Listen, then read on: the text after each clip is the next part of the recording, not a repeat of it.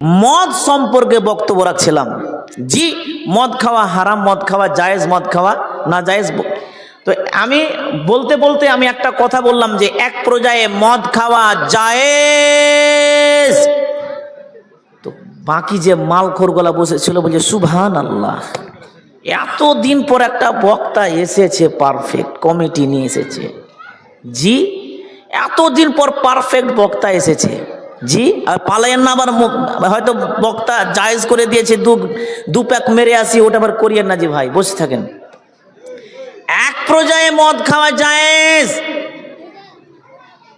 আর একটা বক্তার নাম আমি আপনাদেরকে বলছি, চিনতে পারবেন, আব্দুল্লাহিল মারুফ, কলকাতা। হ্যাঁ, তো ওই নদিয়াতে উনিও একদিন বলছিলেন যে মদ খাওয়া জায়েজ, আর আরেক জায়গায় বলছিলেন যে ওই নদিয়াতে আরেক জায়গায় বলছিলেন যে জান্নাতে 4টি নদী রয়েছে। কয়টি? 4টি। পবিত্র কোরআন দলিল 4টি। কি কি? একটা পানির নদী, একটি মধুর নদী, একটি দুধের নদী, একটি মদের নদী। মদ মদ মদ। আল্লাহ মানুষকে জান্নাতে মদ খাওয়াবে, আল্লাহ মানুষকে জান্নাতে মদ খাওয়াবে। আর যেমনই এই ভাষা বলা, পিছন দিক থেকে কয়েকটা আদা মালখোর লাফিয়ে উঠে বলছে নারে তাকবীর আল্লাহু আকবার, নারে তাকবীর আল্লাহু আকবার। আমাদের ঝাড়খণ্ডে, বিহারে অত নারা লাগাই না, তবে ওই কলকাতার সাইডে নারাটা বেশি লাগে। আসসালামু আলাইকুম। ওই কলকাতা সাইডের নারাটা বেশি লাগে। আর যেমনই বলে দিয়েছে মদ আল্লাহ জান্নাতে খাওয়াবে, ও মালখোর লাফিয়ে উঠে বলছে নারে তাকবীর আল্লাহু আকবার। কমিটির লোক গিয়েছে ওর কাছে। কমিটির লোক যে কি ব্যাপার, হে এত তকবীর কেন দিচ্ছিস, কি হয়েছে? কইছে হুজুর কি বলে শুনলি? হুজুর বলে ওদিককার মানুষ, হুজুর কি বলে শুনছিস? আল্লাহ নিজেই জান্নাতে মদ খাওয়াবে। ওই দুনিয়ার মাল খেয়ে যদি প্র্যাকটিস না থাকতো জান্নাতে খাবি কি? হে, বুঝলেন? দুনিয়ার মাল খেয়ে যদি প্র্যাকটিস এখন থেকে না করিস তো জান্নাতে খাবি কি? তো কাহা কা বাঁশ কাহা লাগা দিয়া। তো ওই জন্যই কোরআনের ভাষা শুনতে গেলে খুব ধ্যান দিয়ে শুনতে হয়। তো চলেন পবিত্র কোরআনে মহান আল্লাহ কি বলছেন, আমি আমার অল্প জ্ঞানে মাথায় যত লিখেছে আমি আপনাদেরকে সামনে উজাড় করছি। পবিত্র কোরআনে মহান আল্লাহ বলছেন কি, চলেন শুনে আসি, ধ্যান দিয়ে শুনবেন। বিসমিল্লাহির রহমানির রহিম। ওয়ামা খালাকতুল জিন্না ওয়াল ইনসা ইল্লা লিয়াবুদুন। আমার আল্লাহ কত সুন্দর করে বললেন, পৃথিবীর মানুষেরা, আমি তোমাদেরকে পৃথিবীতে পাঠালাম, সৃষ্টি করলাম, বানিয়েছি, তোমাদেরকে সৃষ্ট করে তোমাদেরকে পৃথিবীতে পাঠালাম। জি, পৃথিবীতে আমার আল্লাহ পাঠিয়েছেন, তাই না? এটা বিশ্বাস হচ্ছে তো? কোন দিকে ধ্যান আছে জি ভাই? আমাদের দিকে না অন্যদিকে? আরে আল্লাহ পৃথিবীতে আমাদেরকে পাঠিয়েছেন, এটা আপনারা মানছেন কি মানেন না বলেন? হ্যাঁ মানছেন, মাশাআল্লাহ। তো পৃথিবীতে আমাদেরকে পাঠিয়েছেন, এখানে একটা কোশ্চেন বাচক চলে এলো। কোশ্চেন, আমার আল্লাহ বলছেন তোমাদেরকে পাঠালাম, কেন পাঠালেন? কি উদ্দেশ্যে পাঠালেন? কি কারণে পাঠালেন? জি, চলেন আজকের বক্তব্য করতে করতে আমার যতক্ষণ সময় আছে, আমার একটাও ভাষা যদি আপনারা নিতে না পারেন, 2টা ভাষা আপনাদেরকে দিচ্ছি, 2টা আপনারা নিয়ে নেন, ইনশাআল্লাহ ঈমান খুলে যাবে। প্রত্যেক দিন যদি এই বাক্য আপনি পাঠ করেন, এটা আমি ফরজ করে দিলাম না, বাজে ফরজ হয়ে গেল না। গভীর রাত্রে আল্লাহর দিকে ধ্যান রেখে, চোখ দুটো বন্ধ করে দুনিয়া ভুলে যান, আল্লাহর দিকে ধ্যান রেখে 2টা প্রশ্ন আল্লাহকে করবেন। কয়টি? 2টি। কে? আমি কে?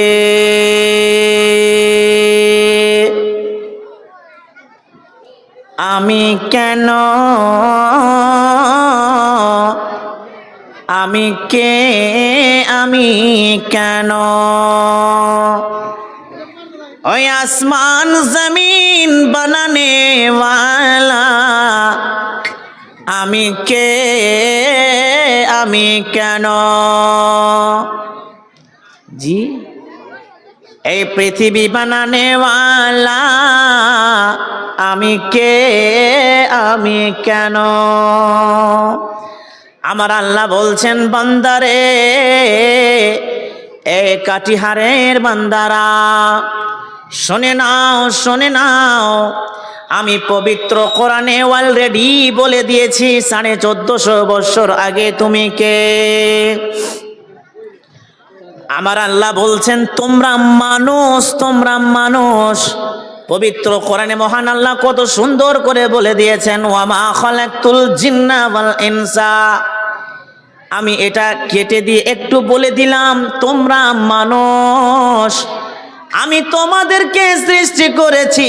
শুধু তাই নয়, যতগুলো মাখলুক তৈরি করেছি, সমস্ত মাখলুক চাইতে সব চাইতে দামি করে তোমাকে সৃষ্টি করলাম। এ বান্দা, তুমি মানুষ। আমরা মানুষ। এবার আল্লাহকে প্রশ্ন করব, বুঝে গেলাম মাবুদ আমি মানুষ, তুমি আমাকে কত সুন্দর করে বানিয়েছ, সব চাইতে উৎকৃষ্ট করে দামি করে সৃষ্টি করেছ, তবে আমি কেন, আমি কেন? তখন আল্লাহ বলবে, বান্দারে, পৃথিবীতে যতগুলো যা দিয়েছি, যতগুলো যা তৈরি করেছি মানুষ, আমি তোমার জন্য তৈরি করেছি। যখন তোমার মায়ের গর্ভে যখন তুমি ছিলে, যখন জন্ম হয়েছিলে, যখন 3 মাস, 2.5 মাস, 4 মাস যখন তোমার বয়স ছিল, আমি আল্লাহ তোমার মধ্যে রূহ ফুঁকে দিয়েছিলাম। 4 মাস, 5 মাস, 6 মাস যখন হলো, তখন হাত তৈরি করলাম, পা তৈরি করলাম, সমস্ত যতগুলো পার্টস লাগে একটি মানুষ তৈরি করতে, একের পর এক পার্টস হতে শুরু হলো। যখন 9 মাস, 10 মাস যখন হয়ে গেল, যখন তুমি দুনিয়াতে ভূমিষ্ঠ হলে, আমি তোমার জন্য পৃথিবী বানিয়ে দিয়েছে। শুধু তাই নয়, পৃথিবী বানার সাথে সাথে তোমাদের পানির দরকার, পানি দিলাম। আকাশের চাঁদের দরকার, চাঁদ তোমার জন্য দিলাম। সূর্যের দরকার, সূর্য দিয়েছি। শুধু তাই নয়, তোমাদের জীবনকে বাঁচিয়ে রাখার জন্য আমি অক্সিজেন দিলাম, হাওয়া দিলাম, পানি দিলাম। যত যা পৃথিবীতে দেখছো বান্দা, টাকা পয়সা ধন দৌলত, আমি তোমার জন্য বানালাম বান্দারে, এবং তোমাকে বানিয়েছি আমার জন্য। ইল্লা লিয়াবুদুন, তোমাকে বানিয়েছি আমার জন্য, আমার ইবাদতের জন্য। জি, আমার ইবাদতের জন্য। আচ্ছা বলেন তো, ইবাদত কাকে বলে? আল্লাহ তো বললেন ইবাদতের জন্য তোমাকে আমি বানিয়েছি। তো ইবাদত কাকে বলে? এবার ইবাদত আপনাদেরকে বুঝিয়ে দিই কাকে কাকে কাকে ইবাদত বলে। তবে ওই ভাষাটা সব জায়গায় বলি না, আজকে বলছি তার কারণ এখানে যোগ্য যোগ্য আলেম আছে, মাদানী সাহেবরা আছেন, সালাফি সাহেব আছেন। যদি মিস্টেক হয়, ভুল হয়, তো এক্ষুনি সঠিকটা পেয়ে নিব যে না এটা সঠিক নয়। আর যদি সঠিক হয় তাহলে আমাকে ইঙ্গিত করে না যে হ্যাঁ না ঠিকই আছে, তাহলে সব জায়গায় এটা কথা বলবো যে ইবাদত কাকে বলে। আমি নিজে আমি আপনাদেরকে ইবাদত কাকে বলে এবার আপনাদেরকে বলছি ইবাদত কাকে বলে। তো আকসার মানুষ ইবাদত কাকে বলে এটা জানে না। তো ইবাদত, এবার চলেন শুনে আসি ইবাদত কাকে কাকে বলে। তবে আমি মাদানী সাহেবকে বলবো, যদি ওটা না হয় তাহলে আমাকে ইঙ্গিত করে দিবেন ইনশাআল্লাহ। এক্ষুনি চেঞ্জ করে দেবো বিষয়কে। ইবাদত হলো আপনি নামাজ পড়বেন, এটা একটা ইবাদত। আপনার ঈমানকে মজবুত রাখবেন, ঈমানকে ঠিক রাখার জন্য আপনাকে সাদকা করতে হবে, দান খায়রাত করতে হবে, এটা একটা ইবাদত। আপনি রোজা করবেন, হজ করবেন, এটা ইবাদত। আল্লাহর নবীর তরিকায় আপনি রাস্তায় চলাচল করবেন, এটা একটা ইবাদত। আল্লাহর নবী যেইভাবে মানুষের সাথে কথাবার্তা করতেন, আপনিও সেইভাবে কথাবার্তা করবেন, এটাও একটা ইবাদত। শুধু তাই নয়, আল্লাহর নবীর তরিকায় আল্লাহকে খুশি করার জন্য যেই কাজটা করবেন সেটা হলো ইবাদত। আল্লাহর নবী সাহাবীদেরকে বসিয়ে কিভাবে পেশাব পায়খানা করতে হয় শিখিয়ে দিতেন। ওইভাবে যদি আমরা করি তাহলে ওইগুলো ইবাদত, ওইগুলো হলো ইবাদত। আল্লাহর নবীর তরিকায় স্ত্রী স্বামী, স্বামী স্ত্রী ভালোবাসা প্রেম খেলা খেলবে, ওগুলাও ইবাদত। এমনকি কোন ভাবে থুতু ফেলতে হবে, আসমানে ছুঁড়ে ফেলতে হবে, আগা দিকে ফেলতে হবে, পিছন দিকে ফেলতে হবে, কোন দিকে থুতু ফেলতে হবে, বাম দিকে থুতু ফেলতে হবে, এইভাবে যদি আপনিও আল্লাহর নবীর তরিকায় করেন, ওগুলা হচ্ছে ইবাদত। এক কথায় নবীর তরিকায় যেই কাজটা করবেন আল্লাহকে খুশি করার জন্য, সবই হলো ইবাদত। ঠিক আছে, যাক আলহামদুলিল্লাহ পাস হয়ে গেলাম। আর এত বড় বড় আলেম এখানে বসে আছে, আমার চাক্কা চলে জি। হ্যাঁ, কমিটি সাহেবের কোনো হুঁশ নাই। হ্যাঁ, আল্লাহ আকবার, কোন সময়তে নিয়ে এলেন আমাকে। তো সবই হলো ইবাদত। তো মাশাআল্লাহ, আমি এখান থেকে সার্টিফিকেট পেয়ে গেলাম। এটা যা কোনো জায়গায় বলি না, আজকে বলে দিলাম। গুরফুর ছিল আমার মাথার মধ্যে, কিন্তু আজকে আমি সার্টিফিকেট পেয়ে গেলাম যে হ্যাঁ এটা ঠিকই আছে। তাহলে এবার হবে এটা কি, যে প্রত্যেক জায়গাতে এবার আমি কোনো জায়গাতে আটকাবো না ইনশাআল্লাহ। জি, সাহসটা বেড়ে গেল। আল্লাহু আকবার।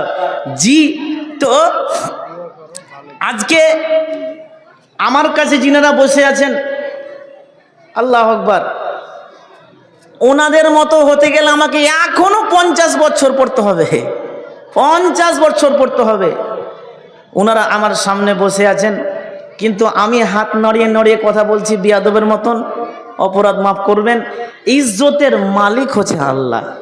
জি, ইজ্জতের মালিক কে? আল্লাহ। আমার আব্বাজান গোটা 35 বছর থেকে বক্তব্য রেখেছেন, মাদানী সাহেব চিনছেন। তা আমি আমার আব্বার ছোট বেটা, সবচাইতে ছোট বেটা।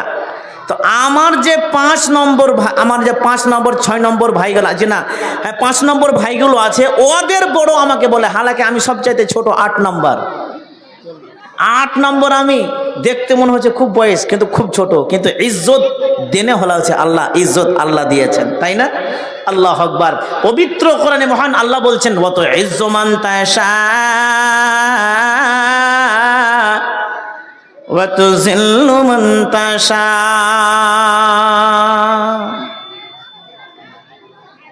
আল্লাহ যাকে চাই তাকে ইজ্জত দেয়, আর যাকে চাইবে তাকে জলিল করে দেয়। ক্ষমতা মালিক আল্লাহ। আল্লাহ যাকে চাইবে রাস্তার কাঙ্গাল থেকে বাদশা করবে, আর বাদশা থেকে ফকির করবে। দুনিয়াতে যার টাকা পয়সা আল্লাহ যাকে দিয়েছেন, আর তার অহংকার যদি বেড়ে যায়, আল্লাহ তার অহংকার চূর্ণ বিচূর্ণ করবে, তাকে আল্লাহ জলিল করে দিবে। কোরআনের তরজমা এটাই, এটাই যে আল্লাহ যাকে চাইলে ইচ্ছা, যাকে ইচ্ছা তাকে বাদশা করে ইজ্জত দিবে, আর যাকে ইচ্ছা জলিল করে দিবে। জি, তো এই কোরআনের আয়াতটাকে একজন কবি এই আয়াতের তাফসির করেছে, তরজমা করেছে কবিতার ছন্দে। কবি বুঝেন? কবি বুঝেন? হ্যাঁ, কবি কাজী নজরুল ইসলাম নাম শুনেছেন? বাংলাদেশের। আল্লাহু আকবার। ওকে বিদ্রোহী কবি বলা হয়। যখন ইংরেজেরা এই ভারতকে দখল করেছিল, তখন এই একটা কবিতা পাঠ করে ইংরেজের দেওয়ালকে থসমস করে দিয়েছিল। এই কবিতার নাম হচ্ছে বিদ্রোহী কবি, বিদ্রোহী কবিতা। আর যখন থেকে বিদ্রোহী কবিতা সে পাঠ করেছে, তখন থেকে তার নামও হয়ে গেছে বিদ্রোহী কবি। বিদ্রোহী কবিতা পাঠ করব? জি, শুনেলেন। 4 লাইন বলছি, যে কবিতা কি জিনিস ওটা আপনাদেরকে খালি বলছি, তারপরে অত ইজ্জু মান্তাসা অত জিল্লু মান্তাসার তরজমা কবিতার ছন্দে বলবো। কবিতাটা হলো, জি হ্যাঁ, কবিতাটা হলো বলবীর, বলবীর বলচির অন্যতম শির, শির নিহারি আমারি নত শির ওই শিখর হিমাদ্রের, বলবীর আমি চির অন্যতম শির। বল মহাবিশ্বের মহাকাশ ছাড়ি, চন্দ্র সূর্য গ্রহ তারা ছাড়ি, দোলক ভোলক ঘোলক ভেদিয়া খোদার আসন আরো সেদিয়া উঠিয়াছি চির বিশ্বময় আমি বিশ্ববিধাত্রীর। মামলা লাটের রুদ্র ভগবানী জলে রাজ রাজ টিকা দীপ্ত জয়শ্রীর, বলবীর আমি চির উন্নতম শির, শির নিহারি আমারি নত শির ওই শিখর হিমাদ্রির, বলবীর আমি চির উন্নত শির। জি, এটা হচ্ছে বিদ্রোহী কবিতা। আর কাজী নজরুল ইসলাম সাহেব অনেকগুলো কবিতা করেছিলেন। যেমন আপনারা জানছেন এই কবিতা পদ্য, সেটা হচ্ছে ত্রিভুবনের প্রিয় মোহাম্মদ এলো রে দুনিয়ায় রে, সাগর আকাশ বাতাস দেখবি যদি আয়। শুনেছেন? এখানে কিছু লফজগুলো উল্টা পাল্টি আছে, বেদাতির লফজ ঢুকে আছে। তো এগুলো হচ্ছে কাজী নজরুল ইসলামের কবিতা। তো অত ইজ্জু মান্তাসা অত জিল্লু মান্তাসা একজন কবি কবিতার ছন্দে তর্জমা করছে। কিভাবে? আসছে পথে আধার নেমে, তাই বলে কি রইবি থেমে, আসছে পথে আধার নেমে, তাই বলে কি রইবি থেমে, বারে বারে জ্বালবি বাতি হয়তো বাতি জ্বলবে না, তাই বলে তোর ভিড়রে মতো বসে থাকা চলবে না, তাই বলে তোর ভিড়রে মতো বসে থাকা চলবে না। আলোকম ছায়া হাসি অবশ্রু বিধাতারে দুটি দিক, কাঙ্গাল কখনো রাজ্য নদীতে রাজাই চাইছে ভি। এটা ওর তর্জমা টানছে কেমন করে? এখানে বলছে আলো ছায়া হাসি অশ্রু, আল্লাহর হচ্ছে দুটা দিক। আল্লাহর কয়টা দিক? 2টা দিক। এবার আপনাদের গুনিয়ে দিয়ে আল্লাহর দুটা কি কি দিক। যেমন এই যে বললাম আলো ছায়া, আকাশের যে চাঁদ রয়েছে ওই চাঁদটা কি আলো? আকাশের চাঁদ হচ্ছে আলো। আর আমরা যে জমিনে দাঁড়িয়ে হয়ে থাকি, আমাদের পাঁজরে একটা ছায়া পড়ে থাকে, ছায়া। আমি হাত নড়ালে ও হাত নড়ায়, আমি দৌড়লে ও দৌড়ে, আমি বসলে ও বসে, আমি খেলে ও খায়, সেটা কি? ছায়া। তো আকাশের চাঁদ ওটা হচ্ছে আলো, আর জমিনে যেটা পড়ে আছে ওটা হচ্ছে ছায়া। তো আলো ছায়া দুটা দিক। এহ জগৎ পরজগৎ দুটা দিক, রাত দিন দুটা দিক, জান্নাত জাহান্নাম দুটা দিক। মানুষ মরলে কোথায় যাবে? হয়তো জান্নাত না তো জাহান্নাম, নাকি? জান্নাত না তো জাহান্নাম, দুটাই না দিক, তাই না? নর নারী দুটা দিক, বাদশাহ ফকির দুটা দিক, তাই না? তো ওই জন্যই কবি বলছেন আলোক ও ছায়া হাসি অশ্রু বিধাতার দুটি দিক, কাঙ্গাল কখনো রাজ্য নদীতে রাজাই চাইছে ভিক। এটা একটা ঘটনা দিয়ে বুঝিয়ে দিই আপনাদেরকে। জি ইনশাল্লাহ এবার মাদ্রাসার খিদমতের দিকে আসব। ঘটনাটা কি? একটি গ্রামে 2 জন স্বামী স্ত্রী খেতে বসেছে, মাংস দিয়ে ভাত খাচ্ছে। এই কবিতারই কথা এবার বলছি, ওটা ভালো করে তর্জমা করে বলে দিচ্ছি। দুইজন স্বামী স্ত্রী খেতে বসেছে, দুপুরবেলায় মাংস দিয়ে ভাত খাচ্ছে। সেই সময় একটি ফকির দরজার কাছে এসে ভিক্ষা চাইছে, খেতে দাও, খেতে দাও, খিদা লেগেছে, খেতে দাও, সহ্য করতে পারি না, সকাল থেকে দাঁড়ে দাঁড়ে দাঁড়ে ঘুরে ঘরে ঘুরি করে পেটে কিছু পড়েনি, খেতে দাও। এই কথা যখন বারবার করে ডাক আসতে শুরু করলো, বারবার করে ডাক আসতে শুরু করলো, ওই সময় স্বামী তখন স্ত্রীকে বলছে, ও প্রিয়তমা, যাও যাও, ওই বাইরে লোকটি বসে আছে, তাকে তুমি তাড়িয়ে এসো, তাকে তাড়িয়ে এসো। ঘ্যান ঘ্যান করছে, ভালো লাগে না।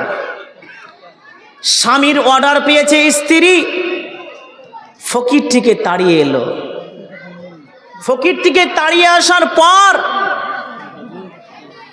কিছুদিন পরে শুনলাম স্বামী স্ত্রীর মধ্যে বিবাহ বিচ্ছেদ হয়ে গেছে, মানে তালাক হয়ে গেছে।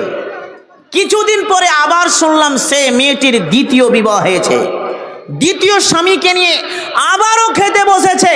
ওই সময় আবার একটি ফকির দরজার কাছে এসে ভিক্ষা চাইছে, খেতে দাও, খিদা লেগেছে, সকাল থেকে দাঁড়ে দাঁড়ে ঘুরি, দুটা খেতে দাও। এই কথা যখন বারবার করে যখন ফকিরটি বাইর থেকে ডাক দিচ্ছে, তখন স্বামী বলছে, ও প্রিয়তমা, যাও যাও, ওই বাইরে ফকিরটি বসে আছে, যাও দুটো খেতে দাও।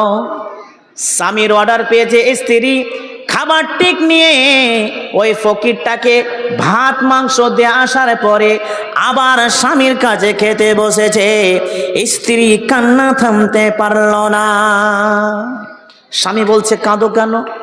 আশ্চর্য ব্যাপার, এই খাবারটা দিলাম তাই? আল্লাহ তো আমাদেরকে খুব ভালো রেখেছে, সুখী আছি, তো কাঁদার কি বিষয়? তখন স্ত্রী তখন বলছে, ব্যাপার সেটা নয়। স্বামী বলে, কি? স্ত্রী বলল, ওই ফকিরটি বাইরে বসে আছে, জানো তুমি কে? বলছে, না, তা জানি না। স্ত্রী তখন বলল, ওই ফকিরটি আমার প্রথম স্বামী, যে একদিন একটি ফকিরকে তাড়িয়ে দিয়েছিল, আজকে সেই নিজেই ফকির হয়েছে, আজকে সেই নিজেই ফকির হয়েছে। এতগুলো ধন সম্পদ থাকার পরেও জীবনে কোনোদিন মাদ্রাসায় দান করেনি, জীবনে কোনোদিন মসজিদে দান করেনি। মাদ্রাসার আলেমেরা যখন মাদ্রাসার ছাত্র ছাত্রীর জন্য হাতে বিল নিয়ে, চেক নিয়ে যখন তা আমার ওই বাড়িতে, তার বাড়িতে ঢুকতো, জীবনে কোনোদিন আলেমকে দিল না, ঘাড় ধাক্কা দিয়ে বার করে দিত ওই বেয়াদব। আল্লাহ রাস্তায় কোনোদিন দান করেনি, আল্লাহ তাকে ফকির করে দিয়েছে। তখন স্বামী বলছে, আমি কে জানো? বলছে, না। তখন স্বামী বলছে, ও প্রিয়তমা, আমি হলাম সেই লোকটি, আমি হলাম সেই ফকিরটি, যাকে সেই দিন তোমার স্বামী ঘাড় ধাক্কা দিয়ে বার করে দিয়েছিল। আজকে আমি তোমার বর্তমান স্বামী। জি, ওই দিন আমি আল্লাহর কাছে হাত তুলে দোয়া করেছিলাম, আবুদ গো, যেই কোনোদিন মাদ্রাসায় মসজিদে দান করে না, দুটা খেতে দিতে পারলো না, তাকে তুমি জালিল করে দাও। ওই কারণ আল্লাহর নবী বলেছেন, আল্লাহর নবী বলেছেন যে তিন ব্যক্তির দোয়া আল্লাহর কাছে খুব তাড়াতাড়ি কবুল হয়। এক পিতামাতা, তারপরে হচ্ছে মুসাফির, তারপরে হচ্ছে মাজলুম। আমি সেই দিন মুসাফির হয়ে আল্লাহর কাছে হাত তুলেছিলাম, আল্লাহ আমার দোয়াকে কবুল করে নিয়েছিলেন। আজকে আমাকে টাকার মালিক করে দিয়েছে, তাকে কাঙ্গাল করে দিয়েছে। জি, এটা অত ইজ্জুবন্তাবাসজিল্লুমন্তাসার তর্জমা কবি, একটা কবি বলছে, আর ওই ঘটনাটা আমি শুধু মিলাবার জন্য বললাম। তো ইজ্জতের মালিক হচ্ছে আল্লাহ। আল্লাহ যাকে চাইবে তাকে বাদশা করবে, আর যাকে চাইবে তাকে বাদশা থেকে ফকির করবে। জি, আল্লাহর রাস্তায় দিতে যারা কানজুসি করে তাদের কাছ থেকে আল্লাহ কিভাবে যে নেয় ওটা আল্লাহ জানে।